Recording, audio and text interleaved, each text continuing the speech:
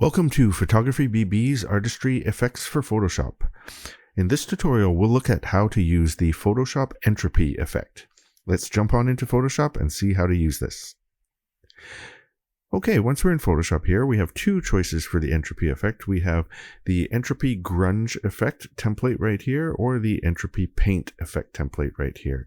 And for this tutorial, they both work exactly the same, but I'm going to use the Entropy Paint tutorial here.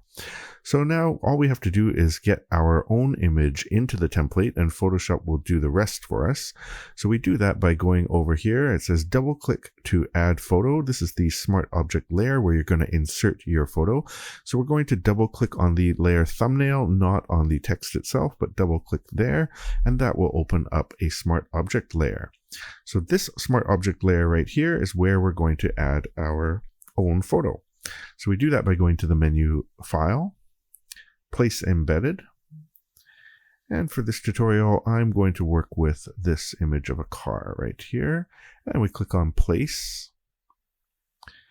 And that brings the image into Photoshop. Now we have these anchor points where we can drag the image around and resize it or reposition it. I'm actually going to bring this in a little bit and make it a little bit smaller, right about there.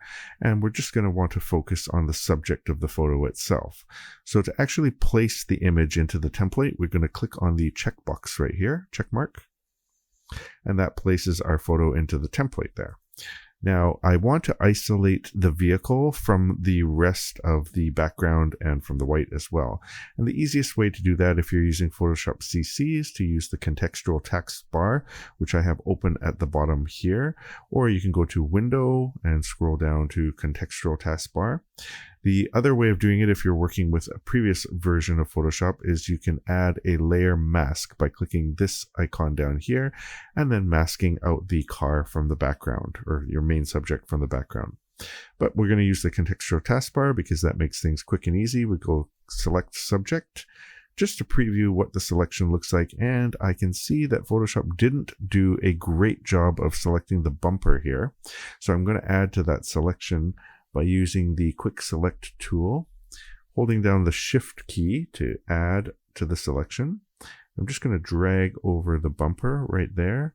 And I can see also that right up here in the corner, Photoshop may have accidentally added some of the background. So I'm going to resize the selection tool with the square bracket keys, make it a little smaller. And then I'm going to hold down the Option key on a Mac or Alt key on a PC, and that you can probably see there, it changes the plus to a minus, and I'm going to subtract from the selection by dragging there, and as you can see, Photoshop went too far, so I'm going to hold down Shift and add back that little corner, and let's see if it figured out what I'm trying to do. There we go. So Photoshop understands now what I'm trying to select there. So we're going to zoom out here. Now that we have a selection of our subject, we're going to isolate it from the background by going to add a mask right here. And there you can see we've isolated the subject from the background. I do want to remove the white background layer, so I'm going to hide the visibility of that layer right there. And then to make the effect happen automatically for you, all you have to do is close the Smart Object layer. We do that by clicking the X of the Smart Object tab right here. Click on X to close it and say yes to saving it. So we're going to save that. Okay, and our template has completed the effect. Now we have a number of different choices to work with for this effect right here. And as you can see, it doesn't look perfect at the moment, but we're going to make some changes and make some edits to fix everything that we want to and have some fun exploring the options of this template. So the first thing I can see is I'm not fond of the way that the template has cut into the main subject right here, and also maybe right here as well. And that's controlled with the main subject layer mask right here. So what I'm going to do is I'm going to click on the layer mask, not on the layer itself, but I'm actually going to click on the layer mask, and you'll see it'll be selected with that white box. And then I'm going to transform it. So I'm going to hold down Command or Control T. And that brings up the transform tool of the layer mask itself. I can expand it by dragging on the anchor points, but I do like the way that the layer mask cuts parts out of the image. I just don't like it cutting out in that section there. So I'm actually going to hover over one of the corners And I'm going to rotate the layer mask until I find a rotation that looks pretty good. Like that, I like that. And I like what it's done here to the bottom part of the car. If I rotate it again, you'll kind of see what it's doing there. And I might actually want to expand that down a little bit. Maybe not. No, we'll keep it. Yeah, right about there. Okay, so once you're happy with how the layer mask is affecting your main subject, you can click on the checkbox to set that. And before we go through the list of optional controls and textures here, we'll get to the fun stuff right away by diving into the paint effect layers. So I'll toggle that open. And basically we have a number of choices down here of different backgrounds and different styles for the image. So for this image, let's toggle the visibility off to get to the next one. Not too fond of that one. We'll go down here. This one looks pretty cool. And you can cycle through and see all of the different options, but I believe Color Splash 1 was one that I really like, so I'm going to go with this one for the image. So once you've found the paint effect that you like, you can toggle that closed just to keep things tidy. And we're going to toggle open the main subject layer group here. And really, there's a number of choices in here that we can work with, but really what I want to work with is the restore subject layer right here. So first of all, we're going to increase the opacity all the way to see what that looks like. Okay, it's a little strong, so we're going to back off of that probably to about, yeah, around 50%, I would say. And I don't like how bright it is and how sort of colorful the main subject is. I actually want the main subject to be more muted, and that's just a preference. And to do that, we're going to double click on the hue saturation layer effect right here. I'm going to drag the saturation all the way down. There will be some color because it's got some underlying layers that are providing the color. And I'm actually going to bring the lightness down to darken that out a bit. Okay. Maybe like, yeah, something like that. Okay. And we'll click OK to set that. And you'll see now that we're seeing through a lot more of the background, which I actually don't want to do that. So we're going to crank up the opacity a bit more to get rid of some of that. Okay, I'm going to put it there and then maybe around here. And then what we're going to do is we're going to add a layer mask to this layer. And we're going to paint with a black brush. I'm just going to pick the brush tool. Click B to activate the brush tool. I'm just going to pick a soft round brush. And I'm going to make sure my color swatches are black and white right here. So I'm going to use black. And basically I'm going to, let's change the opacity of the brush to about 50%. And I'm just going to paint over areas where I want that background kind of pushing through a little bit, especially around the edges of the image and maybe actually up here too. So what we'll do is I'll cover the whole thing a little bit and then I'll remove what I don't want. Okay, so now that I'm actually looking at it, it's kind of grown on me a bit, and I do like the effect of the background showing through here, but maybe it's a little bit strong. So we'll toggle those swatches back to white. So I'm using white, and I'm going to use a 50% brush again, and I'll just paint white over this area here until I have something what I like right about there. Maybe a little bit less. Okay. Yeah, just kind of click around until I'm happy with the way that it's transitioning with the background.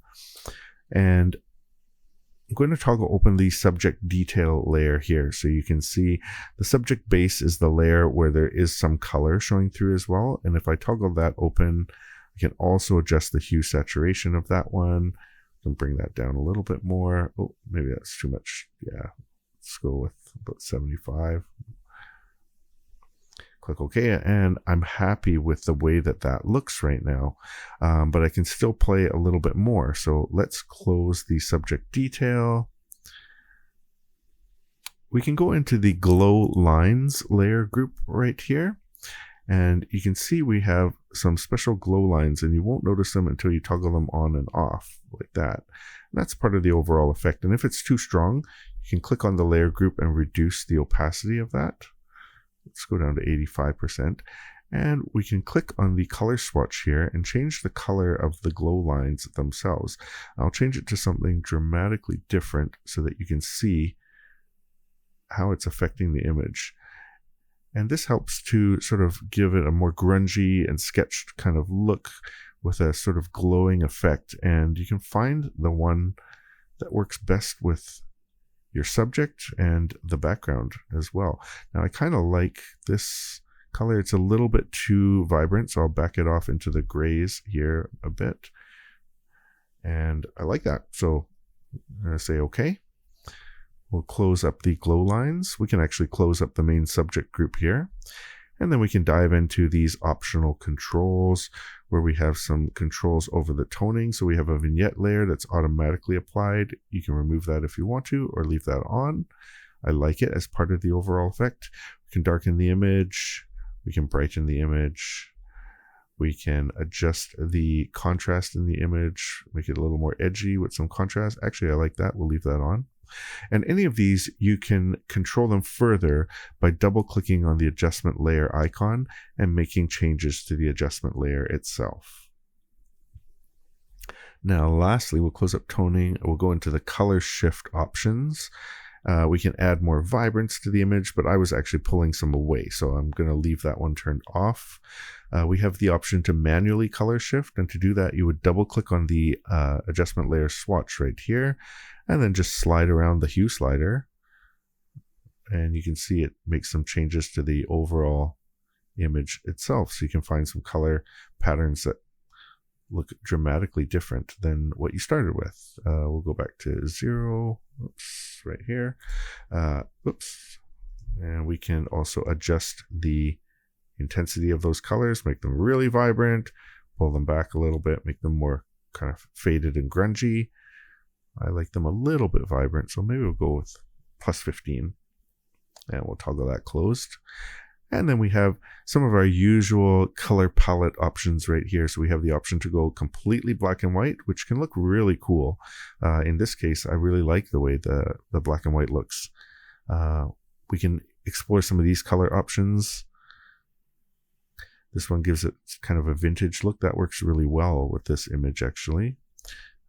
And you can just explore by turning some of these on and off. That one works really well too. And if you like it, but it's a little bit too strong, you can click the layer to make it active and then just drop the opacity down a little bit. So then you have, let's just say 40%. And you can see I have this color option applied now, but it's not as strong as it was before when it was at 100%. See, we can crank it back up to 100 and you'll see that effect again. But I actually kind of like color option 1. We'll stick with that one. And then we'll toggle that closed. And lastly, we have some texture options that were custom designed for this effect as well. We have a grain option, which applies a grain, kind of gives them uniformity to the entire image.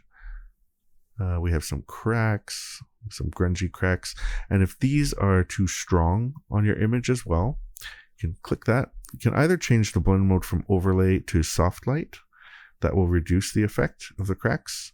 Or we can go back to overlay and bring the opacity down.